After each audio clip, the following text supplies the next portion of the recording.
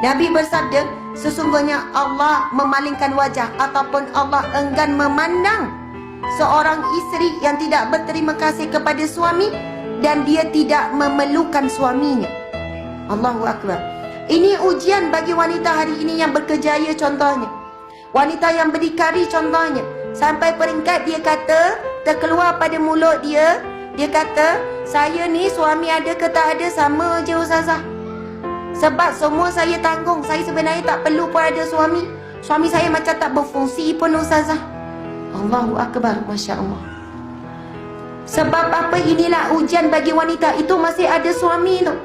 Dalam keadaan tersebut, wanita terlalu mudah leka dan boleh rasa sombong dengan kelebihan yang Allah berikan. Sebab dia rasa bangga dengan apa yang dia ada. Dia rasa dia lebih hebat dan sebagainya. Na'udzubillahi min zalik. Sebab itu saya ulang lagi sekali hadis tersebut. Nabi bersabda, Allah enggan memandang, Allah tak pandang wanita.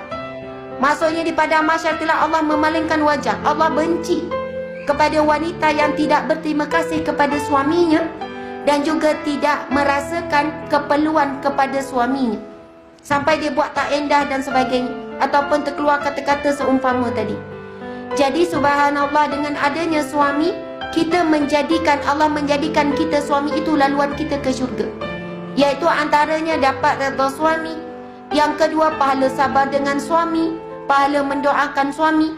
Ustazah, dah 30 tahun saya berdoa untuk suami saya belum berubah. Alhamdulillah, puan dapat pahala 30 tahun berdoa.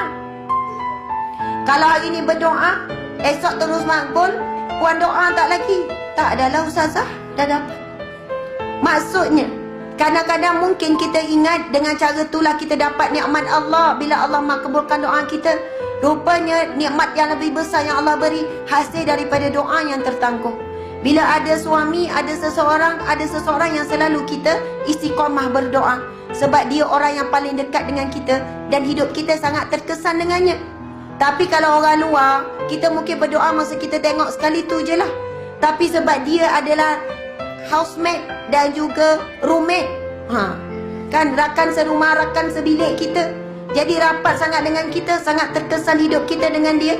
Jadi kita selalu banyak mendoakannya. Masya Allah, Allahu Akbar.